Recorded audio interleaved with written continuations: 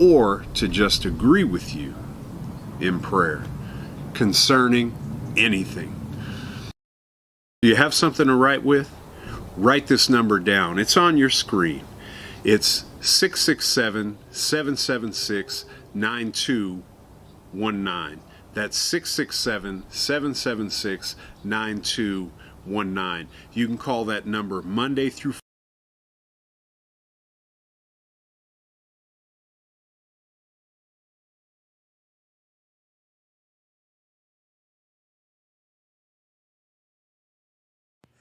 Our celebration for Pastor Chuck and Pastor Charlene's 50th wedding anniversary is just 2 weeks away. Join us as we celebrate what the Lord has done in their marriage. For tickets, you can go to the website below or go to the table in the church lobby. Join us as we celebrate this wonderful marriage.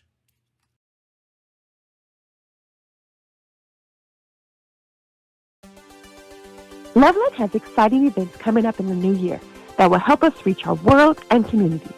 Check out what we have in store.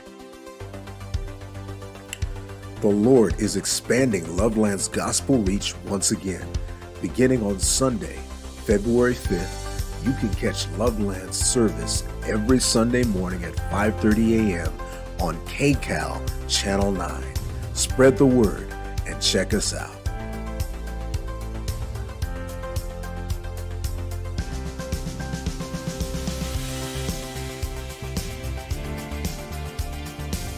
Jumpstart your spiritual growth with Step 1. Gain confidence in your relationship with God and make new connections with your church family. Join us Sunday, February 19th at 9 a.m. in the Loveland Cafe, or Thursday, February 23rd at 7 p.m. on Zoom.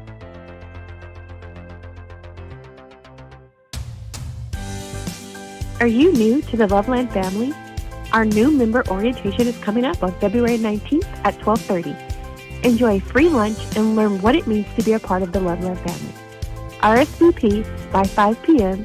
at 909-356-5683 or email us at loveland@lovelandchurch.org. You've been asking for it for almost 3 years.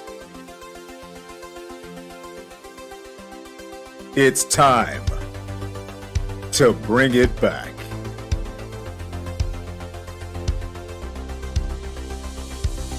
Coming this spring in person, Sunday night service, and in person Wednesday night Bible study.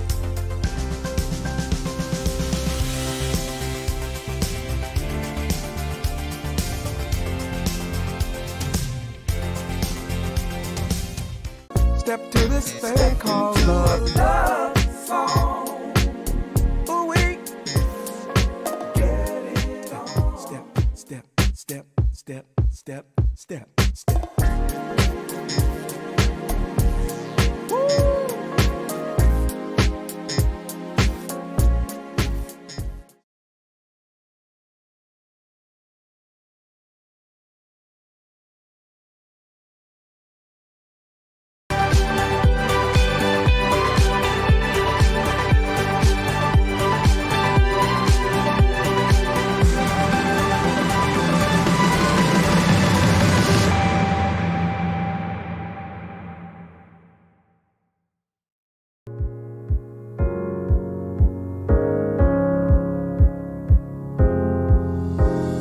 From professional athletes to entertainment celebrities and members of churches across the country, it's been my joy to be a counselor on marriage and romance.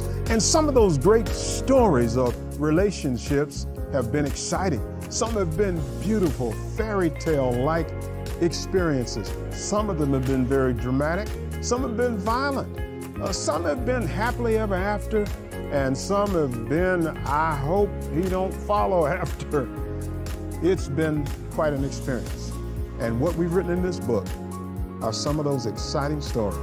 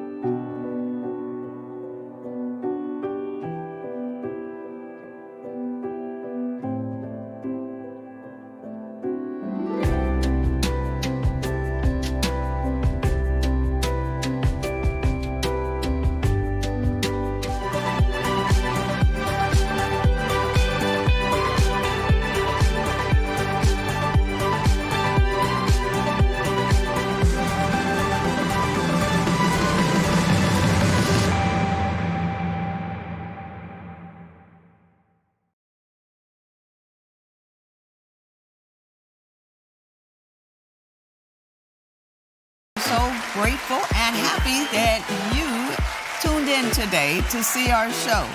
Listen, we have a great show today. It is inspirational, it is fun, and it will be informational. So today, in a few minutes, we're going to be talking about reparations. Reparations. What is that, and why should you care? And it's important, and you should care. But we'll tell you about that in a few minutes. But there have been some awesome things happening in the news today, some lighter things. There's some heavy, dark things that are happening, but we're not going to talk about those right now. We're going to talk about some exciting things that are happening, one last night and one this coming weekend. So, I've told you so many times, I have 4 sons. And we are a football watching family. And this week is the Super Bowl. And I have my good friend, Karen Moore, here with me today. And we're going to just talk a little bit about that. Hi. I see you have on red and yellow. For? Kansas City Chiefs. Kansas City Chiefs. So I know that you are a big, big Kansas City Chiefs fan. Yes. Why? Oh, born and raised in Kansas City, Missouri. Born and raised there. So are you one of those Chiefs fans, whether they're winning or losing? You're... Yes, definitely. Okay. If they lose, I love them. If they win, I really love them. So you're going to be really sitting... Wait a minute. So what are you doing on Super Bowl Sunday? You have food ready to sit on the couch, or what are you doing? I don't know yet. Okay. I don't know. I have several places I've been invited. I want to go to Phoenix. My daughter's there, but I don't know. I haven't decided where I'm going. But I know there'll be food wherever I'm at. As long as there's football and food. Yeah. Football and food. I'm right there with you, Karen. That's going to make it fun. And so watching the Super Bowl, you know, I was telling you a minute ago, I just hope that that game is as good as the game with the Chiefs and who did the Chiefs defeat? Defeat? To get into the Super Bowl. Oh, the Bengals. The Bengals, right. Bengals. So the Chiefs beat the Bengals, but you know, that was our anniversary. We were all at the anniversary service, and I had said, and I did it. I was at the table, I had my phone, and we were celebrating our 50th anniversary, and I'm looking, and you know, the score was 13-13 forever. And then it got to be 20-20. Then it was the whole fourth quarter, and then it was 2 minutes left, and then I stopped watching because I think I had to get up and dance with Pastor Chuck or something, or maybe they brought the food. I was running in and out. I was going out to the TV set on the scene, and I was going back in trying to be calm. I was running. I know, yeah, because I know that was like a moment for you. What is it? A heart-stopping moment. And then when they came in, they won. I was doing the dance. I was like, yeah. Yeah, Dale was the one that announced it. And they won. They had like 6 seconds left. It was crazy. It was just a few. It was under 10 seconds. Crazy. And they hit that field.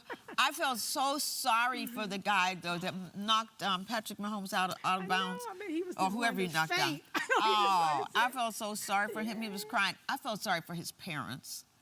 You know, as a mother of boys and going to and Tyler, and no matter what your kids do, you don't want them to bomb it in national TV.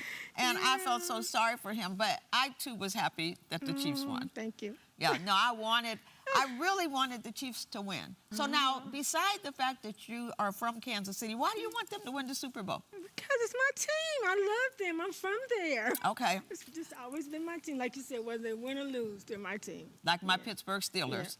Because we know for Loveland, now Sunday is Super Bowl Sunday at Loveland. And every year on Super Bowl Sunday, everybody wears their team gear. If you're not like Karen's a Chiefs fan, I'm a Pittsburgh Steelers fan, and I'm like Karen. No matter whether they're losing or winning, I have my cute shirt and my black jeans on. So that's what I'll be wearing to church on Sunday. But if you are coming to visit us, or if you go to church at Loveland, now you can wear your Super Bowl shirt, you can wear your basketball shirt, you can wear your soccer shirt, you can wear your Loveland shirt. Whatever your team is, you can represent with that shirt. And so I'm going to have my shirt, I'm going to have my terrible towel. You know, we have for the Steelers, we have the terrible towel, and then the temperature's going to drop. I'm going to have I have Steelers, just like you, okay, just like you have all that Chief stuff. Show the people your Chief stuff. Well, this is a wonderful Put that mic right there so we can hear you. Bring that mic. There you go. Okay, this is a wonderful gift that I received for Christmas. Oh, who bought you that? Sabrina Burt. Oh. And I also got another pillow with my name. Oh, wow. Yeah. Of course, I have all kind of gear. Of course, I have my wonderful sweatshirt. Got your sweatshirt. Okay. And I have lots of things. Tennis shoes. Yeah, you do have that. So will you be sporting all of it everything. Sunday? Okay. Whatever I'm having, I'm going to be top to bottom. Top to bottom. You know what? And I have a lot of Pittsburgh Steelers stuff. I don't know if I have the hat. I probably do. But I'm not going to wear my hair. No, because you don't use the word. Yeah, because I don't want to mess up my hair because I got to be up on stage. But I'll have everything else Pittsburgh Steelers. Yeah. I even have Sabrina got me the Pittsburgh Steeler little purse, the little wristlet purse. It's so cute. Sabrina, if you are watching, may I ask you, how come I don't have a Pittsburgh Steelers pillow? Because you're not just Karen's friend, you're my friend too. Yeah, I have a purse too. Oh, you do? Okay. Purse, and aren't they cute? Did Sabrina get it for you? Yeah, that purse is so cute. It's cute. So the reason I want the Chiefs to win is because I want Patrick Mahomes to get another ring, and then another ring, and then another ring. But for this one, I'm kind of neutral. Are you? Well, I have my cousin Jordan. And a lot of my cousins a lot of my relatives live back east. Remember when I was saying at the anniversary that when the steel mill closed down, Right. my dad was going to move back east because that's where all of our relatives were moving. And then because God needed to get me to Joliet, because that's where my future husband was living. So that's how I got there. But I have so many cousins in Philadelphia right now that no matter which team, sorry, Jordan, I still kind of want the Chiefs to win. And that's going to go against the odds because, I was just looking stuff up to see what are they saying. Yeah, so the Eagles, the Eagles have the advantage, 45-26. Yes. However, that's when the Chiefs play best. When it's tough like that. When nobody thinks they're going to win. Yeah. But you know what? That's also when the Eagles play best. But the Eagles are everybody most of them, let's see. They had 71 experts that weighed in, and the Eagles were favored by 45 of them, and the Chiefs got 26 of the votes. Most of them were saying that the final score was going to be 27-24 or 31-24. And you probably don't care I don't. as long as they win. If they win, like last week. So that game was so good. So I just don't like it when the Super Bowl is a blowout. And, it comes third quarter, and now you're not even halfway paying attention. The only reason you're watching the game is because of Super Bowl. It's because of Super Bowl, yeah. Okay, so now the other thing about the Super Bowl is obviously the halftime show. Yeah, but I don't know if she can. Rihanna? It's Rihanna? be Rihanna. No, that girl, I love her voice. She has such a unique... No, she's going to be phenomenal. You think? Oh, no. Rihanna is not going to get on national TV and blow it. It's like Mary J. Blige said after the Grammys last week. Okay. She said, no, this girl's a pro. I don't need to give her anything. Okay. And so the Super Bowl... So I got all this. I ordered Super Bowl tablecloths. You having a party?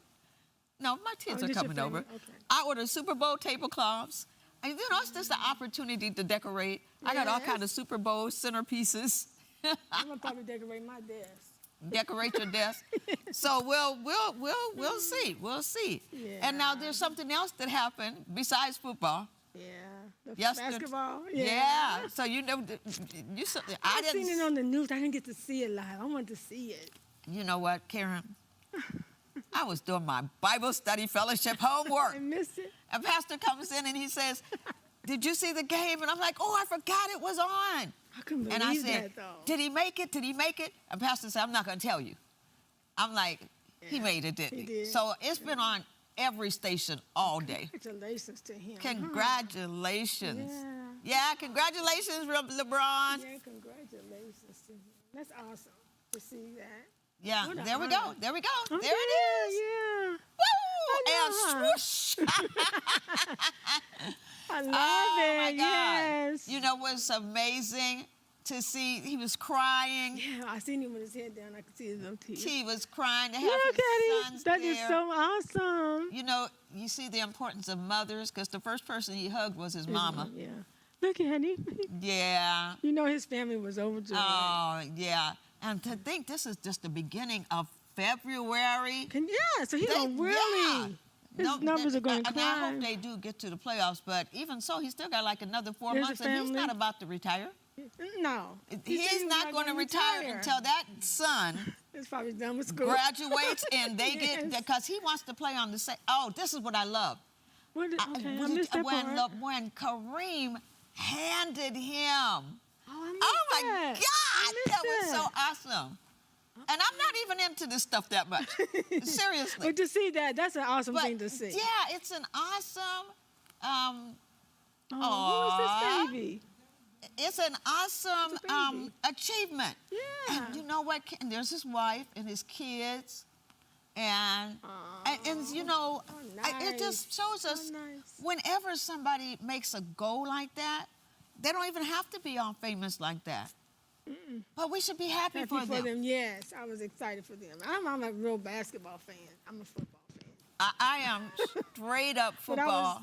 Go on. happy for him. I really was. Yeah. Just to see that. That's awesome. So do you watch basketball at all, or just because Just it's if the family's watching it or wherever I'm at, they're watching it, I watch it. But I'm not a fan that got to get home to watch the game, no. okay? No. But now getting home to watch the football game on Sunday, oh my gosh! You know, like I said, my 4 boys come to the house every Sunday. We watch football. So when I get home, because I get to the house before they get there, and so the one game is halfway done. Okay. Sometimes it's all the way done, but you know they have 3 games. And so they will watch 1, 2, 3 football games, Back to especially back? during this time of the year. Okay. And then they turn on basketball. Okay. Now, I do love football. Basketball's okay, basketball, but yeah. I love football. Can I ask who your son's cheering for? For this coming Yeah, weekend, for the Super Bowl. you know what? I have to ask them. I'm going to ask them wanna know. when everybody gets, when the kids get there, I'm going to give them a 3x5 card. You know, have each one of them write down Okay. what they think, who they think are going to win. and we'll go from there. Okay. But I'm not really sure because Yeah, they never have said, huh? because like for the Chiefs Bengals game, like Kerry said that he thought the Bengals should have won, but he predicted that the Chiefs would win. Okay. Yeah, and so so we'll see. That makes it fun. Yeah. Yeah. So we'll see. It makes it fun if 1 or 2 of them is going against this one and this one. Exactly. The last Super Bowl, when we were in the Super Bowl, I was the only Chiefs fan in the house. Oh, my goodness. They were looking at me. They were so mad at me. They were I could so mad actually at me. run with that, but I'm not going to. I can run with that subject right now. I was like, Yeah. oh. They were like, go back to the country where you came from. I said, we are the show me state. We finna show you. Show you. Yep. It was nice. So, yeah, so I'm looking forward to it. And like I said, even when I won't really get into basketball that much. I like it, okay, when Kobe was playing. Yeah. Kobe and Shaq. Yeah. Now, back in the day, I loved Back in it. the day. Um, People really watched it. But I have to be very intelligent when I talk to my children. So, no, when football is over, I will jump back into basketball. And whether I like it as much as football or not, I will know all the stats because I'm not going to be You gotta know the stats, because if you don't know the stats, they will They shut look at you down. like you're Yeah. like you don't you're know. crazy. Like, okay, Yeah. let her talk, but she don't know what she's talking about. They do me the same Okay, so way. that's why I know a lot about football, Yeah. and I will know a lot about this season basketball. Okay. Yeah, when LeBron won with the Cavs, Okay. now that season I was totally into it. Okay. Yeah. Anyhow, well, okay, so we'll have to see who wins. Like I said, go Chiefs, go Chiefs. yes, I'm go sorry, Chiefs. Jordan. Go Eagles, go Eagles. Okay. Go Okay. Chiefs. All Thank right. you. Well, thank you for coming on to talk. This is our sports segment. Yes. Thank you. Thank Okay, you for in a having me. moment, we're going to be back, and we're going to be talking about our subject for today, reparations. Reparations. What is it, and why should you care? So I have a special guest coming on to talk about that.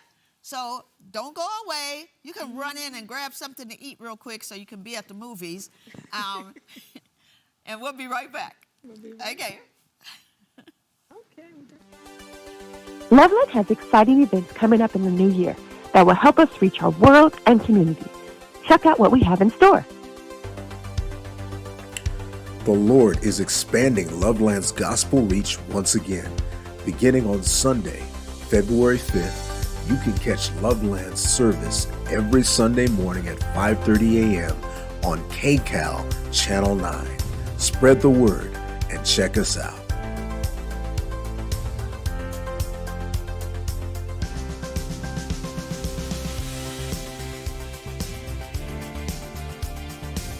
Jumpstart your spiritual growth with Step 1. Gain confidence in your relationship with God and make new connections with your church family. Join us Sunday, February 19th at 9 a.m. in the Loveland Cafe, or Thursday, February 23rd at 7 p.m. on Zoom.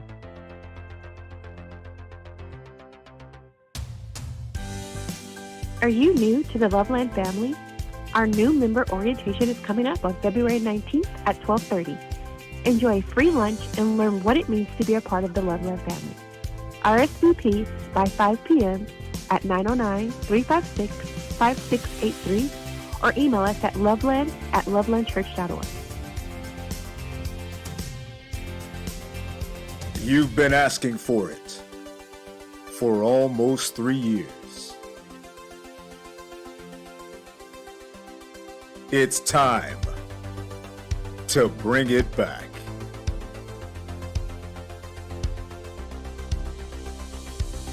Coming this spring in person, Sunday night service, and in person Wednesday night Bible study.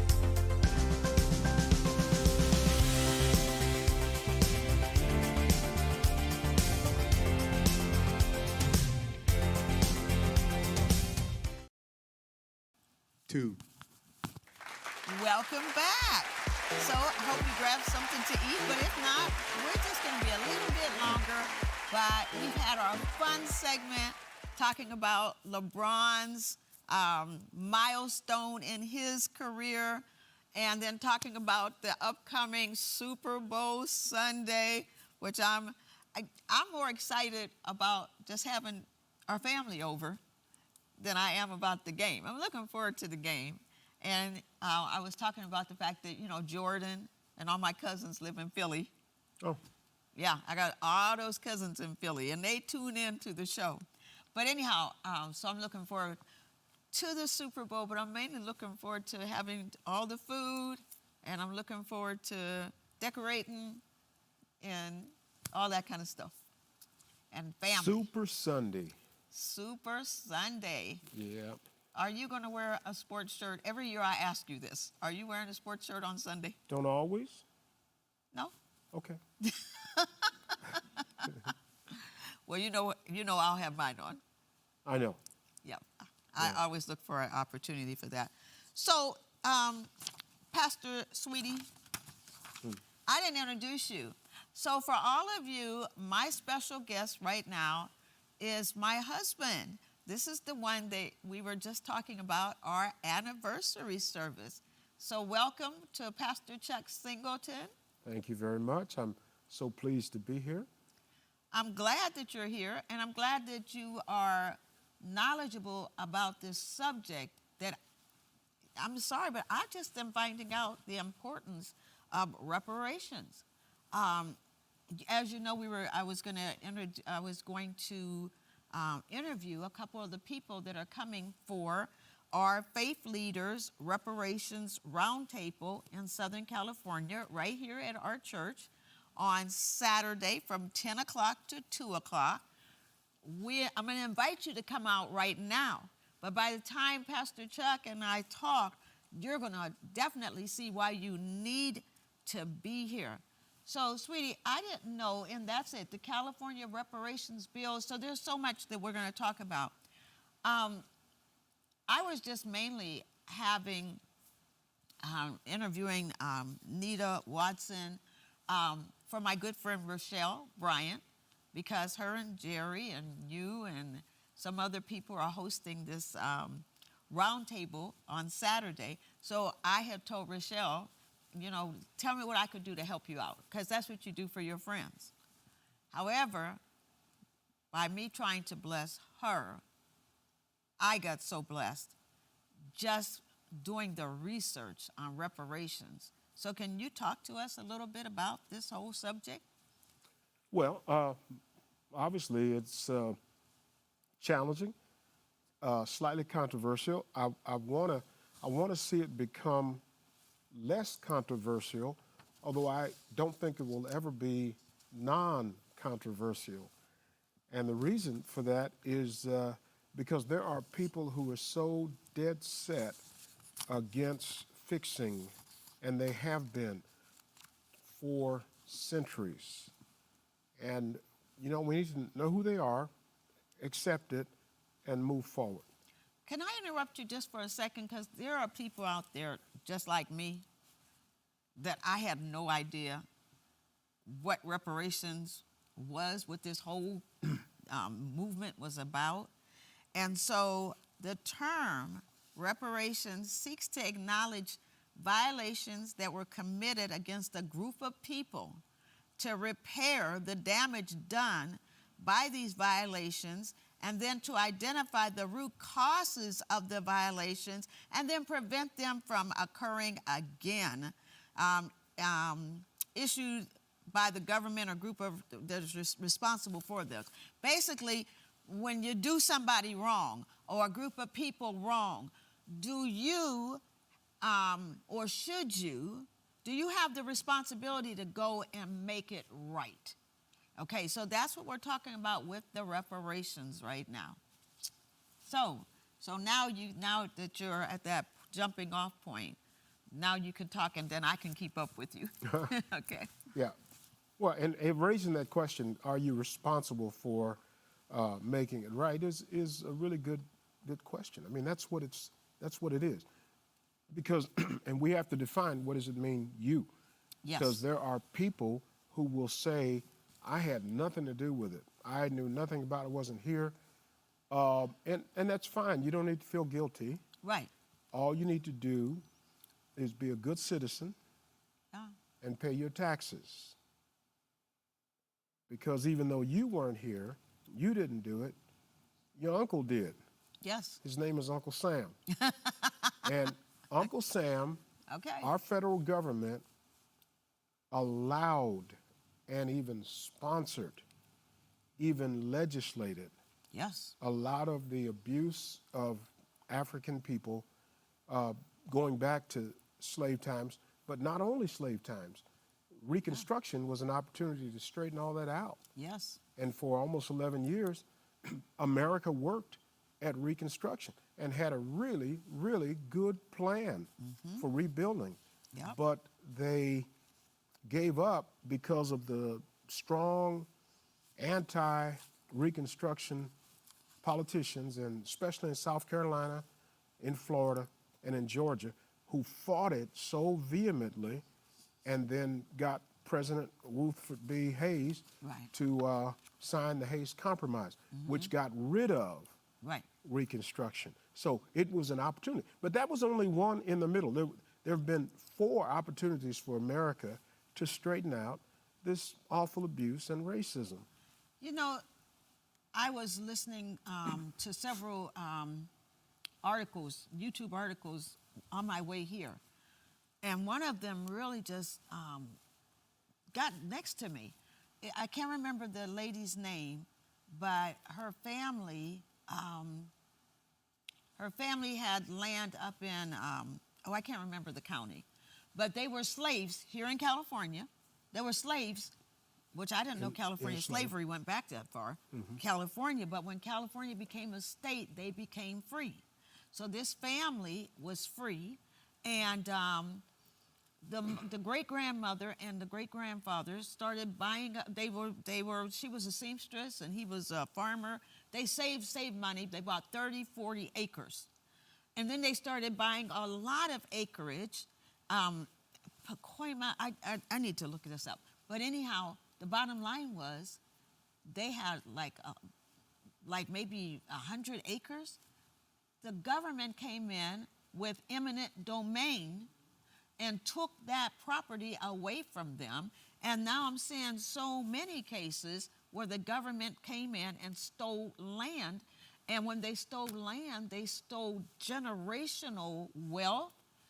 And not just with the money, but they showed generational mindset where people, you know, I was talking to one of the guys and he was saying there's a difference between broke and poor. If you have a poor mindset, you just poor. And you might always be poor. But you can be broke, but you still like, no, I'm not going to stay broke. So I didn't know about the land being taken away. I knew more about the money. So we know you're, not just with this Saturday, but we know you have an organization. If you could tell us a little bit about Kaleidoscope? Well, you know, I will. One of the factors relative to that issue of how the government and government-sponsored abuse took place, Claudia Golden is an economics professor at Harvard. Okay. She did a calculation, really some 20 years ago. adding up the cost of the Civil War on one side, Okay. which came out to $6.6 billion. Wow, okay. And then that's with both sides, the North and the South. And then she added up what it would have cost to pay the slaveholders for the people they were holding as slaves, Okay. plus to pay for each slave to receive 40 acres of land Yep. and some farm animals, Right. and to pay for each slave to receive a part of $100 million. Add it all up, it comes out less than the cost of the Civil War. Wow. But racism was the thing they were hanging on to. Right. The South fought for white supremacy. That's what it was about. Right. It wasn't about y'all taking our money, because they could have gotten more money. And in addition, they would have gotten money, but in that war, 1 out of 4 white men in the South died. So you'd rather die, 1 out of 4. You'd rather have your son or your cousin, Right. because everybody was infected affected somehow yeah. by that. Right. You'd rather have your own family die than to let the enslaved African Americans free. Well, you got to look at the economy with that, why they would be holding on. They have free labor. You know, they don't have to treat, they're like cattle, you know, free labor. And now it reminds me of, in the book of Amos, where it talks about the cows of Bashan and how the women were just egging their men to just go and make and just grab. Or even the book of Isaiah, we were talking about Isaiah in my Bible study this morning, and how the people were just so greedy, and God is saying, you need to be just. Look out for the widows, look out for the fatherless, instead of just getting everything you can. And what is it that you always say? Get all you can all you get, sit on the can. On the can. Yeah. And so the Bible talks so much about injustice, but you know, the Bible also talks about payback, paying back, restitution. Yeah. And what I'm thinking about is in 2 Samuel 21, the story of Rizpah, where in the time of Saul, well, you got to go back to Joshua when those people came and they tricked Joshua into letting them live. You know, our clothes were good when we left, et cetera, et cetera. And so Joshua went into that covenant before God with the, With the, what's the name of the people? You know what I'm talking about, the Gibeonites. Gibeonites, okay. So he went into covenant with the Gibeonites, and it says he asked not counsel at the mouth of the Lord. So now, and so he couldn't kill them. Remember, because I'm just talking about covenant and how God talks about payback, that you need to restoration. And so, so make a long story short. So when Joshua found out that he had been fooled, and the elders, the people wanted to kill them. But he said, no, because we went into covenant before God. So then eventually, so Joshua says, you're going to always be our wood bearers and help the Levites. You guys are going to be the present to the Levites. So anyhow, so now Joshua is dead, but then Saul comes along. And then David comes along. And I love in the book of 2 Samuel, it starts off saying, and there was famine in the land, because we could take this to America today. Mm-hmm. There was famine in the land year after year. And the way it sounds, you know, like this was a bad famine. And David knew there was something spiritual about this. It was not just a normal famine. So he goes to the Lord and he says, Lord, why are we experiencing this harsh famine? And God says, because of Saul. because of what he did to the Gibeonites. Right. Because Saul had tried to exterminate them, even though Joshua had said, we can't do that because we went into covenant before God. Yeah. Saul comes along, he tries to exterminate the Gibeonites, and so now Saul's been dead. Saul is dead now. But God is saying, no, Saul did it, and those people, and even though this covenant has been made years earlier, God says there's some restitution that has to Yeah. be made. Yeah. Yeah, so. And that's the challenge, because there are many American Christians who see no connection. They think individualistic, Yes. that it's all about what did I do, what am I responsible for? Exactly. And yet the Bible is collectivist. That's what you just described. Yes. The Bible judges the people, sometimes generation after generation. Yes. It's not necessarily that which we call the generational curse. It might, but it is that Generational generations restitution. do. Now, there's you know, in my work that I've done on this book, Racialism for the Yeah. Clueless, that's coming out, I think, in April. But part of that research and part of the bulk of that book, the content, is slave diaries, which is very unique. But I found a number of slaves who wrote. Really? And of their experiences. Olukwe Aquano, who talked about walking into the slave ship and how the smell was just so appalling and he wanted to die. That's one. But here's the one. If you don't mind, I really took such a love for this woman. Her name is Harriet Ann Jacobs. She was a slave girl. And here's what she said when talking about how slavery affected not just black people, but America. Yes. She said it makes the fathers lascivious and the sons, it makes the sons sensuous. The women become rude and stiff while they abuse other people. So her point was, you're not just affecting us. When you do what you do, you're affecting yourselves. And for generation after generation, there are many people who were white and who were slaveholders who suffered because of slavery, because their fathers or cousins or whatever it might have been imposed slavery on someone else. And part of that, which is being researched, Charlene Michelle, my bell, with AB 3121, is not just simply should we repay African Americans. Thank you. Okay. It focuses in on the American damage. Yes. The task force is to look at the damage. So there are some people who are African American or who are black who may not have been, their relatives might not have been in America during the period of slavery.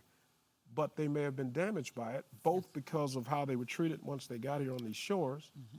And the real is this, that the damage that America and much of Europe did was not limited from sea to shining sea. Some of the damage was in Africa because they weakened the 54 nations of Africa. Yes. They abused them. They took their resources, not to mention their people, weakened the nation and the nations, and then called it the dark continent. Yeah. It's dark because you turned out the lights. Right. So that effect is important as well. We have to look at the damage our nation has done to the whole world.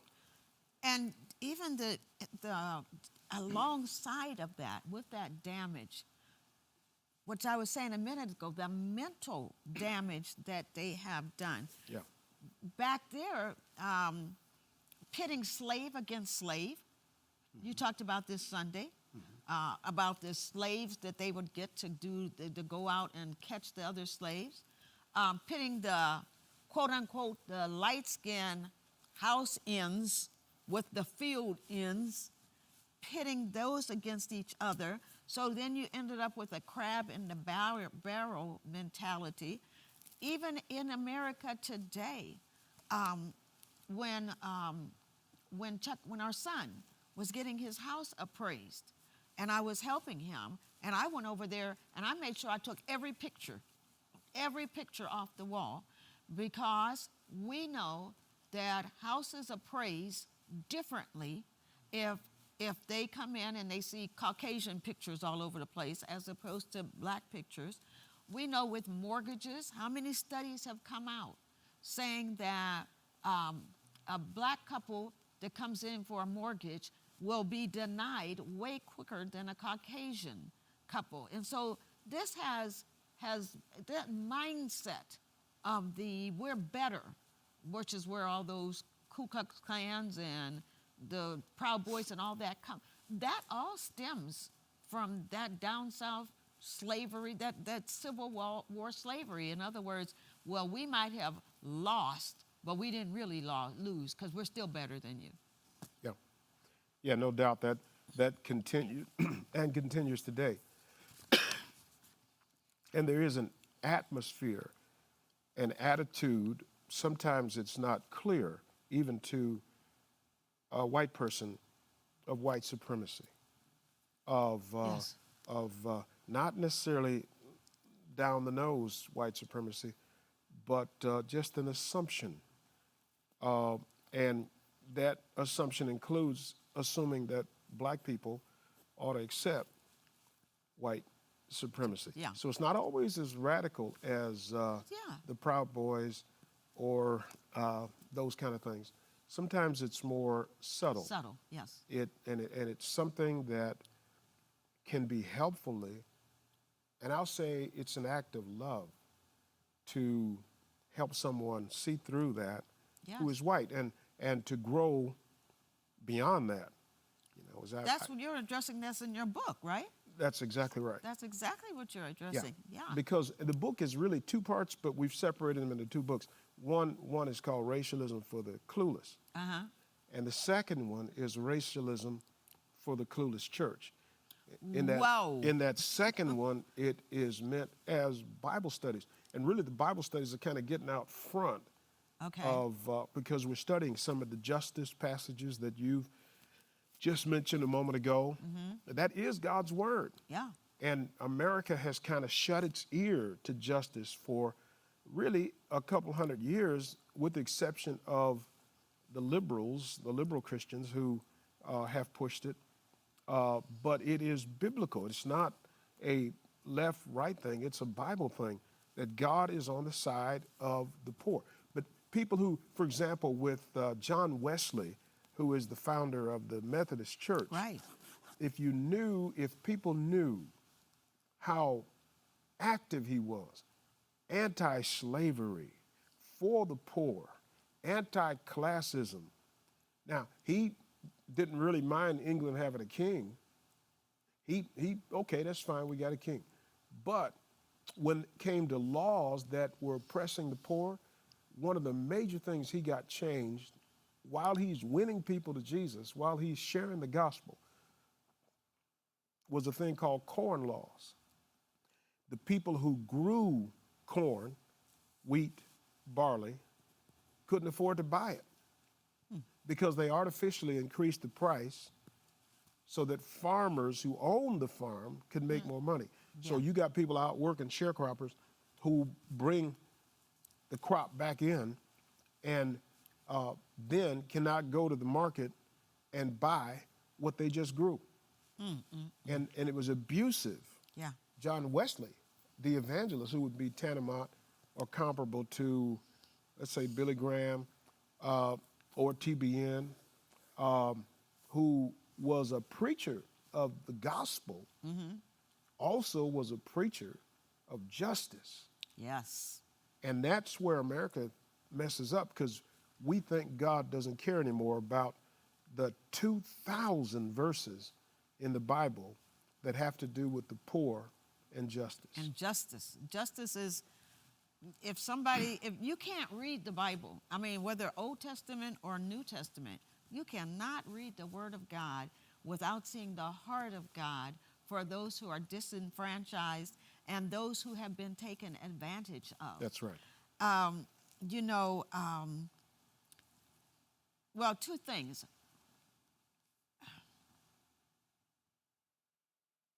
I'm glad you're writing that book, because I was telling you this recently. There are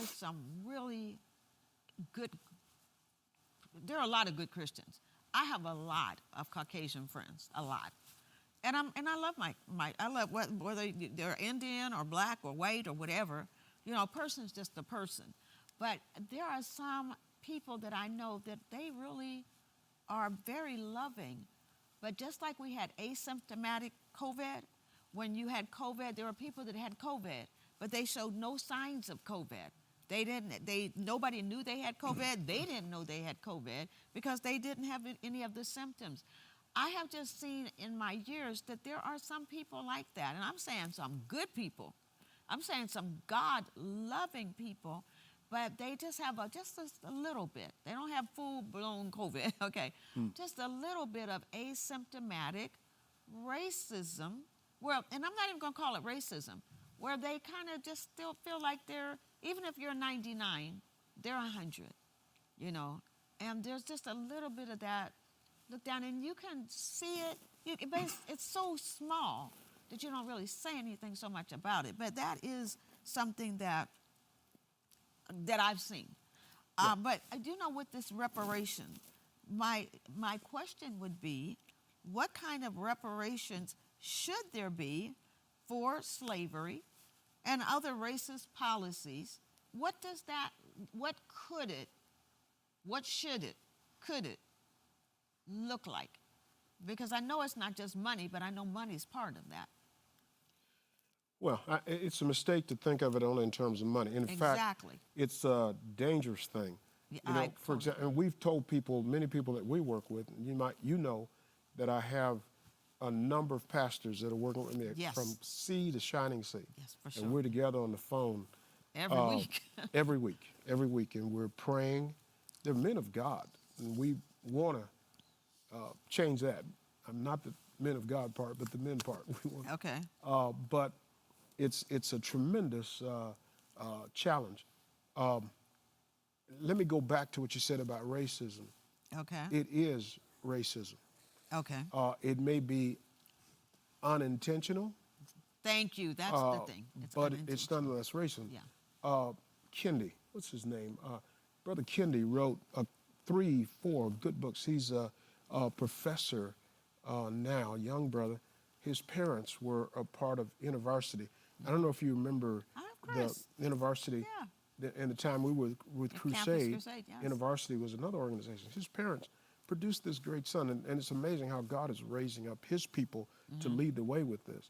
And so Kendi talks about the fact that you can't be neutral. You are either racist, he says, or you are anti-racist. But if you stand in the middle, you really are racist. Now, because it is something... Some people don't know. Oh, granted, yeah. Just like you said. They COVID. Really, yeah. Asymptomatic COVID. Right. So they may not know, but they need to be willing to take a stand. Here's what has happened in our nation for 200 years. And I mentioned a moment ago that there were 4 opportunities historically for America to change this racist injustice. The first one, believe it or not, was at the birth of this nation, because there were people, though George Washington kept his 600 slaves, Thomas Jefferson kept his slaves. Yeah. They both, and others said, of the founders, said, we really need to get rid of this, but I can't figure it out. Patrick Henry, give me liberty or give me death, kept his slaves. He said, in spite of the evil of what I see this doing, I can't imagine living without them. So there were many of them that had that. But then you had other people, like John Adams, who said, I can imagine living without slaves. And he refused. Though he had a farm and all of that, he paid everybody who worked on his farms. Wow. He made sure they got paid. And he, because of his faith, because he loved the Lord that way, then he passed that on to his son. John Adams was the first vice president of the United States under George Washington. He was the second president of the United States. But because of his work in the gospel, his son was the 6th president of the United States. John Adams passed it on to his son, John Quincy Adams. Then John Quincy Adams passed it on to a few other congressmen, including one skinny guy from Illinois by the name of Abraham Lincoln. Right. Because of his faith and because of his commitment to being anti-slavery. You got to make up your mind. Yeah. And of course, Abraham Lincoln, that led to the Emancipation Proclamation. I'm not trying to, as people would say, give him a whole bunch of credit. I'm simply saying that's how he got it. John Adams, John Quincy Adams, Abraham Lincoln. Right. And the whole point of that is this, that unless you make a stand, I'm sorry, you're a racist. No, you're not. You may not be bigoted. You may not hate, but you got to make a stand. When you see something that's unjust, you got to make a stand. You got to do something about it. It ought to start with your prayer life. If you're a believer, make it a part of your praying. When you see a Tyree Nichols killed, like we saw 2 weeks ago, and you don't, well, let's just over it. No, pray about it. Because that guy, thug, no. Dope deal, no. Skateboarder, photographer. Come on now, something's wrong. And if you don't recognize something's wrong, you're ignoring it, though it's right there on your nose. And so you need to make it a part of your prayer life and then look for opportunities to fix the problem.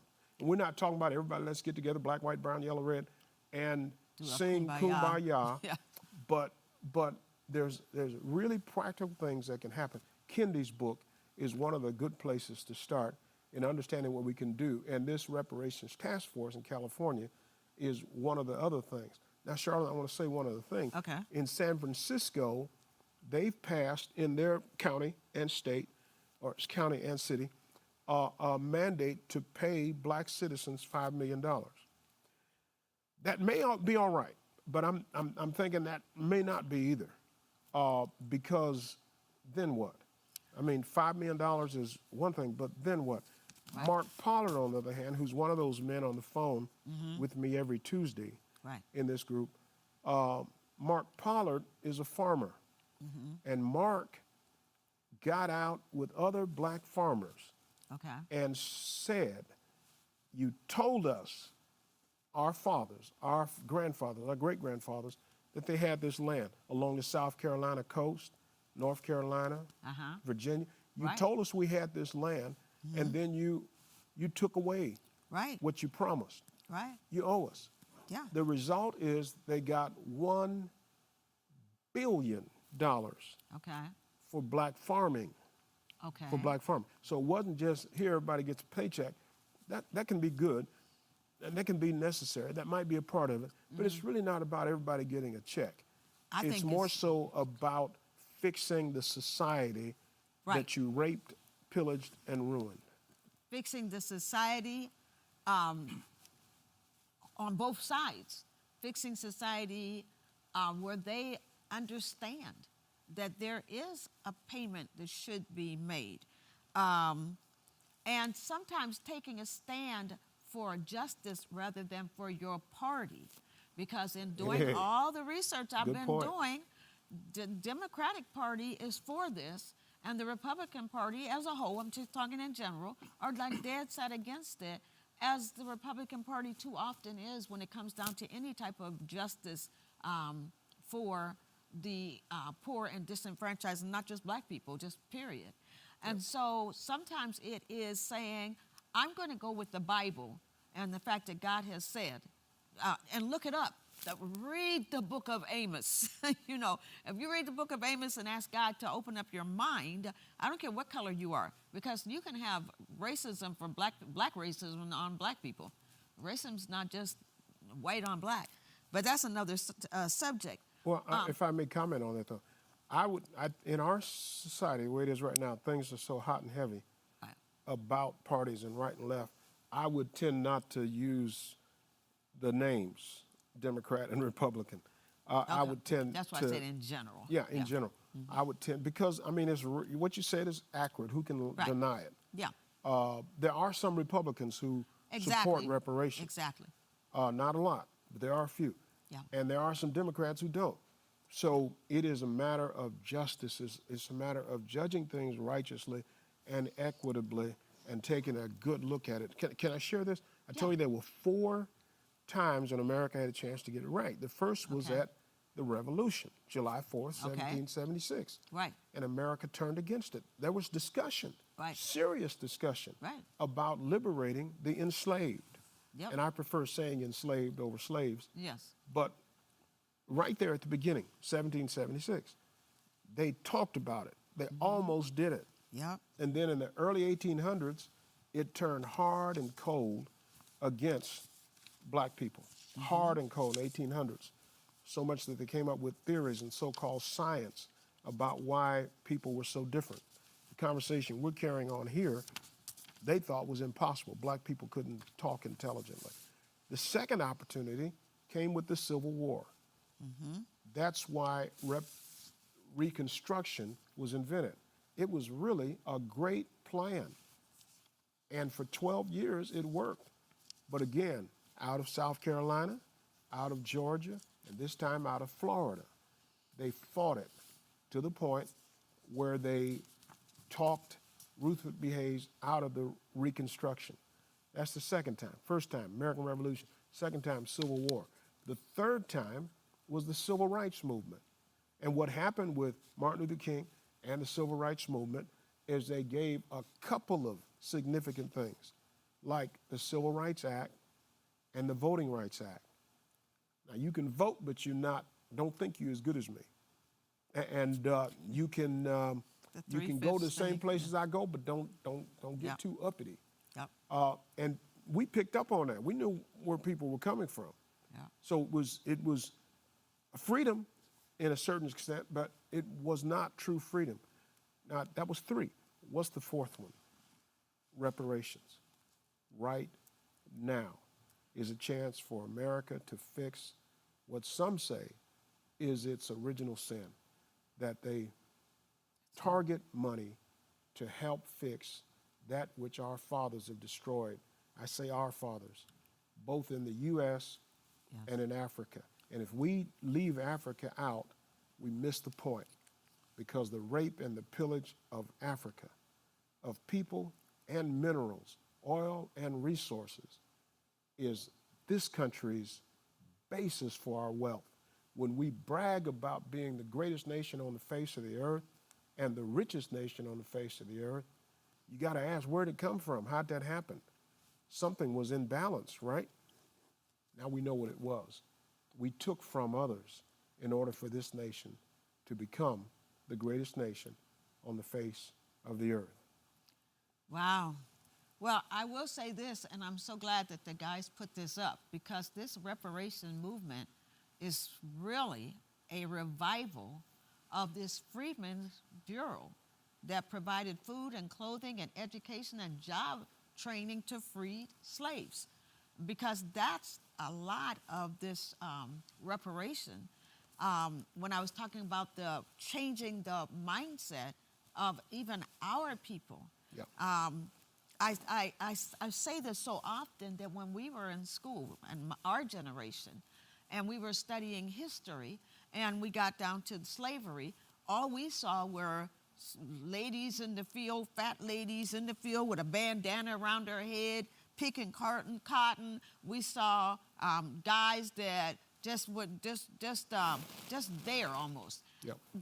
We never were taught about the greatness of our people that you just talked about, that were brought from Africa over here. And so many times, I know so many of my friends that would say, well, I'm not from Africa. I'm not. Yeah, you are. Yep. And this, now, one of the things, sweetie, that I think has to get leveled out or balanced with this reparations are, okay, so let's just talk about the finances for a second. That some of it's based upon the lineage, if they can trace their lineage back to their relatives, their forefathers being slaves. Everybody can't do that.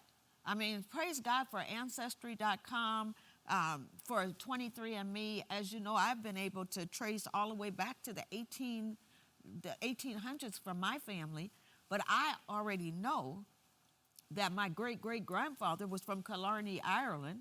His name was, they called him Red Palmer. I can't think of the first name.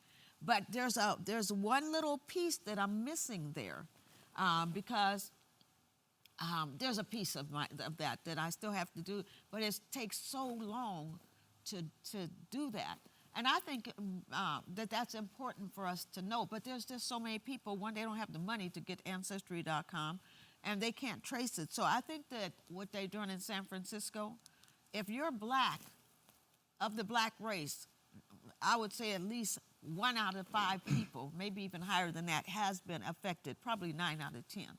And I'm not talking about just money at all. I'm talking about, like I said, the mindset, and how so many times we have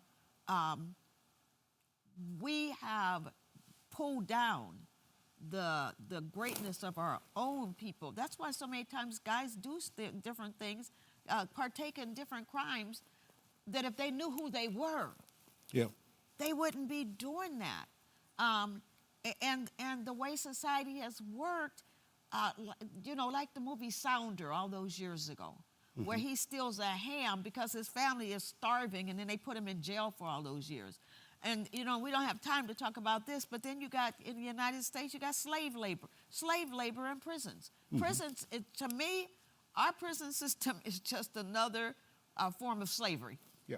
Yeah, but that we don't have time. But I'm going to tell you, so Manhattan, when we had our family reunion, and you can hire the bus and they'll take you to, you have the historians. I found out 20 years ago, Manhattan was owned by black people. And then the government came in once again with these laws that black people couldn't own, et cetera, et cetera.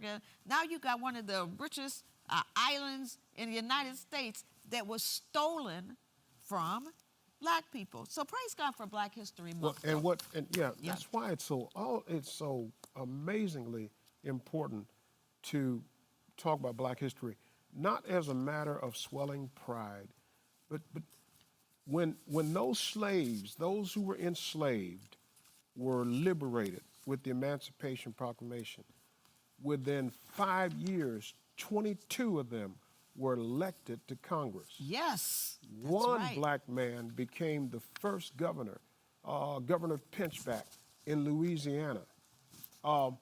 They rose to height in business, in finance, even in the military.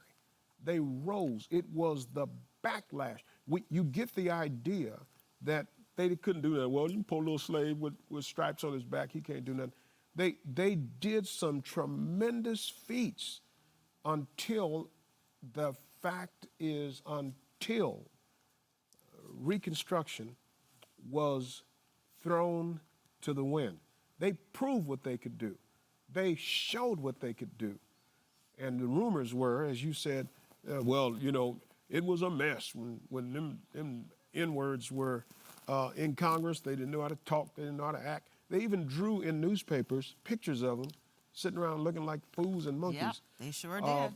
And they were great leaders who did great things, as we said, in government, in business, and in commerce. That's where you got, think about the difference. That's where you got the Black Wall Street.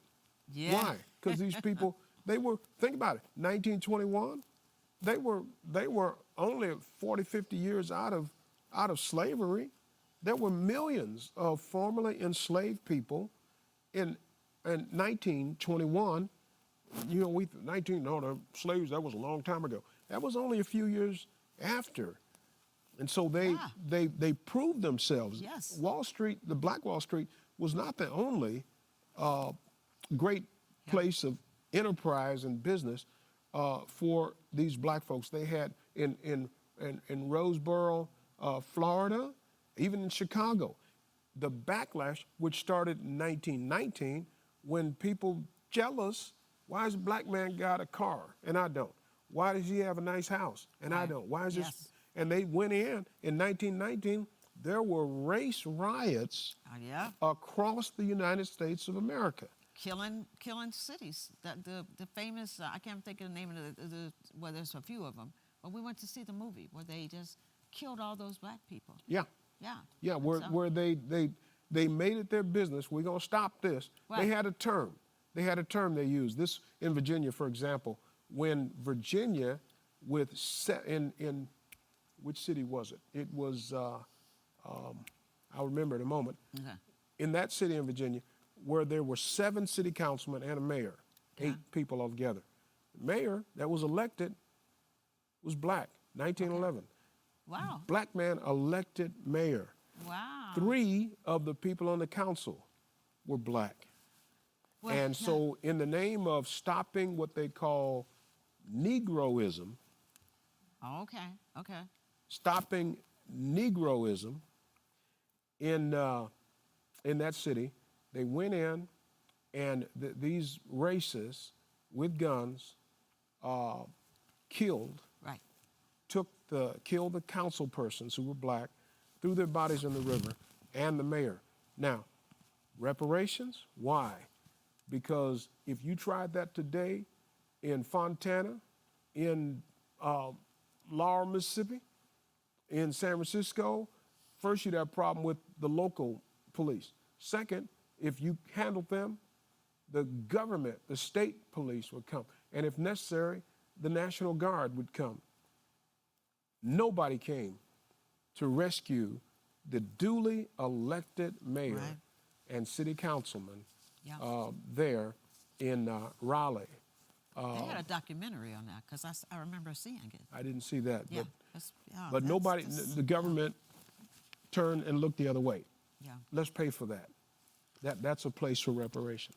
And once again, it comes back to, and I want to say something about this Saturday event, but it just comes back to the Word of God. I mean, even in the Word of God, God said, if you accidentally even killed somebody's cow, you had to make restitution. Yeah. And if you did it on purpose, but the Bible is filled up with examples of us making up for either things we did or things our parents did. Mm-hmm. I love this picture for this Faith Leaders Reparations Roundtable in Southern California that will happen once again this coming Saturday, 10 o'clock to 2 o'clock.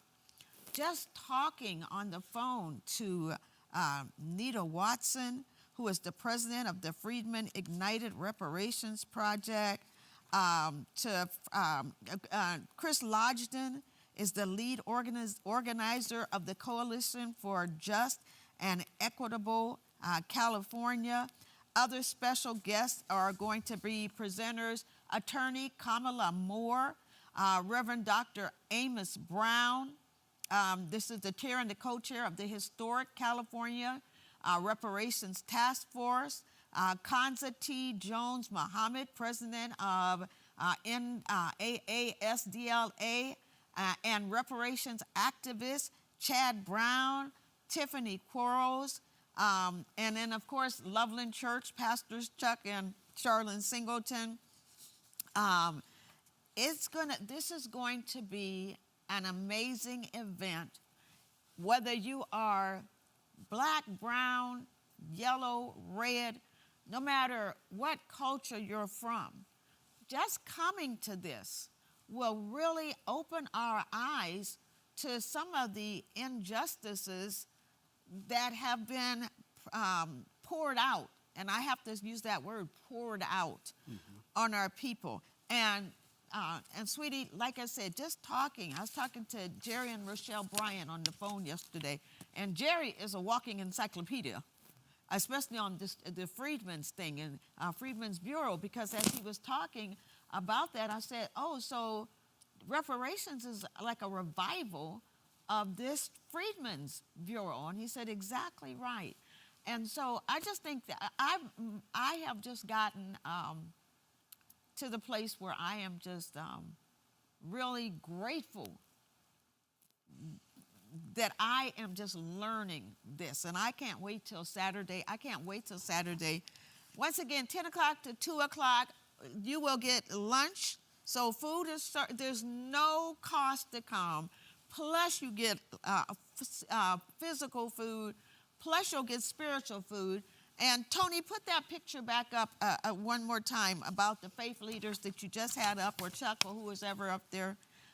Because one of the things I liked about that picture was that right there, there's a Bible there. Because the church has always been at the front of movements like this. Going back to what you talked about with John Wesley, Yes. it's always been God raising up a person or a group of people to go forth and spread the word and make changes. So in Isaiah's day, in Amos's day, that's why God raised them up, to go and tell the people, make a change. So I'm going to give you the final word. Well, I'm because we're sorry. out of I'm time. sorry that the Walking Encyclopedia didn't make it. I was hoping that Jerry would be here. But he will be sharing on Saturday. Saturday. He's and one of the things about him is that he's a former teacher of African American history. Excuse me. One of the reasons that he has so much knowledge and background. You know, just to understand this, as far as the last word on this is concerned, just to understand this, that institution of slavery was universal Yes. in its beginning. You fought a war, you lost. To spare your life, your enemy would take you Exactly. and make you work for him, all right? So it wasn't racial. It was enemy versus you. But when it turned in the 1400s to a racial thing, where beginning with the Arabs, they went into Africa, into the Sudan, and began to kidnap people to make them slaves. At that point, it took the worst spiritual turn, because at that point, they began to do something called kidnapping. It wasn't sparing your life, and I could have killed you. Now it was, hey, go catch him Right. and make him a slave. And here's what the Exactly. Word of God says about he who kidnaps a man and takes him as his slave, his punishment shall be death. You kidnap somebody, take him as your slave, you're supposed to die. That's how much God hated slavery. Second thing, it says right behind that, whoever is found with that man, quote unquote, the slave, also shall be put to death. So when we talk about, and I respect American exceptionalism, American power, I see that, but we need to trace it back to America's sin Yes. and know that before God, America has got some repenting to do. And it's not just the handshake and singing Kumbaya, as we've said before, but real repentance is a brokenness. Even if that means that I've got to give you something that I don't want to give you, it costs me something, then I'm willing to pay to make up for this sin. Again, because individualistic thinking 21st century Americans, well, I didn't. But the Bible is collectivist. As you pointed out, Saul's sin was in generations coming. That's right. Those who were in the house of Israel generations after Saul was dead were punished by God for what Saul did generations ago. I'm not saying that God is going to punish you. I'm simply saying you should accept the fact that as a nation and as a government, we owe. We owe black folks. We owe Native Americans. Oh, yes. We need to pay what we owe. That's what reparations is. Exactly. And I know our time is up. And but yes, Native Americans. I mean, America stole their land with the blankets, the virus, bacteria-laced blankets. We did so much, but we straight up stole their land. And I say we because I'm an American, and so whenever there's anything and I know we're out of time, but whenever there's anything on the ballot with the Indians, I'm always voting with the Indians. I'm serious, because that needs to be made up for. And so you have reparations with black America, also with white America. But Pastor, you just said something as we close.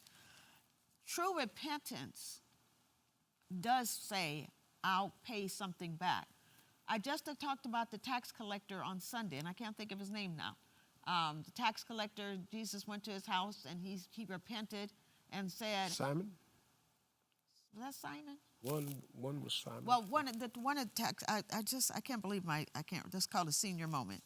But he repented, he publicly repented, and then told Jesus, I'm going to pay back everybody that I stole their money from, because he was a messed up, totally, was that Zacchaeus? Zacchaeus was a tax collector. I think it was Zacchaeus. Anyhow, but he said he had a broken heart over his sin when he met Jesus. But he didn't just say, okay, Lord, forgive me. He said, no, I'm going to go back. And not only am I going to pay everybody back, it was like double. He said, but I'm going to give half of my wealth away to the needy, half of his wealth, because with true repentance to Jesus comes a desire to go back and make right that with those who you wronged. So I want to thank you for coming on. Thank you for being a leader among leaders. Thank you for the work that you're doing with the national reparations. And thank you that you're not just interested in helping with the national, but you're even inviting this group, this faith leaders, the Southern California Roundtable, opening up our church for them. And I know you're leading the way with that too. But I just appreciate you. I appreciate your knowledge, because you are so knowledgeable in pretty much any area that we ask you to talk about. And for you, I appreciate you all joining us for this Charlene Singleton show today. And I hope that you not only had some fun with watching the Super Bowl and looking forward to Super Bowl, and then celebrating with LeBron, but I hope that's the inspirational and the excitement, but I hope you really got some information from this reparations, and look it up. We didn't even talk about the bills that Gavin Newsom had signed into law with California with this task force. And the task force, you know what? So much I could say. Be here on Saturday, and they'll tell you about 3121. And I think it's SB 189. We'll talk about that. You will be so blessed to come. So we are at Loveland Church, 17977 Merrill Avenue, Fontana, California, 10 o'clock to 2 o'clock. They did want you to call. If you can call, if you plan to come, they want to make sure we have enough food, but we're going to have enough food. But if you could call, number? Simplest things, go to lovelandchurch.org. Go to lovelandchurch.org, and there'll be information there. Okay, so we're totally out of time, but thank you for hanging in with us today. And we're going to see you Saturday. We'll see you Sunday. Okay, Sunday, 7:30 or 10:30, lovelandchurch.org or the Loveland YouTube channel, or in person here. And then we'll see you Saturday. Bye.